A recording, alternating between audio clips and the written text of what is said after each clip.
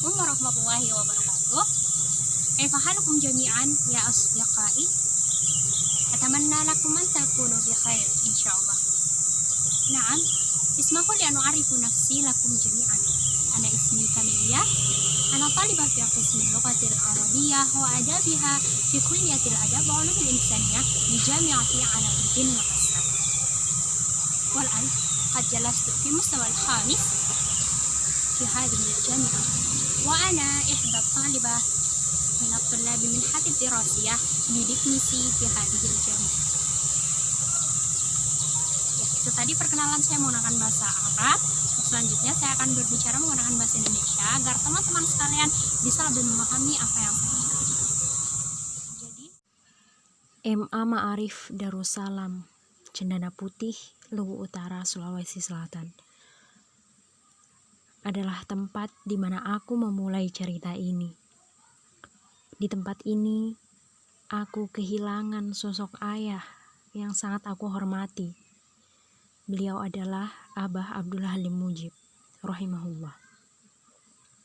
Beliau banyak membekali jiwaku dengan berbagai motivasi untuk tetap tabah dan sabar dalam menuntut ilmu. Setelah kehilangan Abah untuk selama-lamanya, hari-hari selanjutnya aku lalui dengan terus mengenang pesan beliau bahwa aku harus kuliah, aku harus menjadi sarjana dan bermanfaat bagi orang lain. Namun aku bingung, bagaimana aku bisa kuliah sedangkan bapakku hanya buruh dagang es krim, sedangkan ibuku seorang penjahit sepatu keliling. Dan dalam sejarah keluargaku tidak pernah ada seorang pun yang berhasil mengenyam pendidikan kuliah.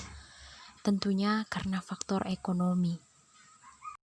Hingga akhirnya aku memutuskan untuk bekerja seperti bapak sebagai penjual es krim keliling. Itu anak saya kan sudah nggak sekolah, ini nggak mau ikut menjual. Awalnya ragu dan malu dengan pekerjaanku itu. Namun itulah jalan yang bisa kulakukan untuk mengumpulkan uang demi bisa melanjutkan kuliah.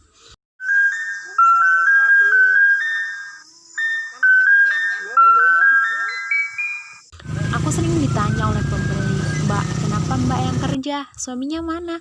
Mereka kira aku ibu rumah tangga, padahal aku baru lulus MA. Banyak juga pertanyaan lain yang kubalas dengan senyum saja. Hari demi hari kujalani, rintangan dan tantangan kulalui. Di antaranya harus menempuh jarak kurang lebih 80 km per harinya. Menahan teriknya matahari ketika cuaca sedang cerah, bersabar mencari pelanggan jika cuaca sedang mendung bahkan hujan. Sampai pernah suatu hari, motor yang kukendarai terserempet pengendara lain ketika di perjalanan. Semua aku lalui dengan keringat dan air mata. Namun dalam hati aku yakin bahwa perjuangan ini pasti terbayar. Setelah dinyatakan lulus pada jalur UMPTKIN, aku segera mengumpulkan berkas yang diperlukan. Aku juga mendaftar bidik misi. Berkah di hari Jumat saat aku baru saja duduk di kelas, salah seorang teman kelasku memberitahuku tentang pengumuman bidik misi. Awalnya aku kira ia sedang bertanya, sehingga aku menjawab, aku tidak tahu. Namun ia terus saja meyakinkanku bahwa ia sedang memberitahuku. Akhirnya temanku itu menunjukkan file SK Rektor tentang nama-nama penerima bidik misi. Ternyata benar, nama aku berada pada urutan pertama di SK itu. Aku yakin segala sesuatu yang diperjuangkan dengan kesungguhan akan berbuah manis. Harapan pasti akan sampai pada ujungnya ketika kita yakin sembari usaha dan doa tiada putus. Kini aku benar-benar telah menjadi mahasiswa penerima bidik misi. Satu dari sekian juta mahasiswa Indonesia yang tengah merajut mimpinya untuk menjadi manusia yang lebih berguna lagi. Terima kasih Tuhan, terima kasih telah memberiku jalan terang di perguruan tinggi melalui bidik misi. Dengan bidik misi, aku akan menggapai asaku dan memutuskan mata rantai kemiskinan yang selama ini mengiringi perjalanan hidupku. Salam bidik misi, salam prestasi.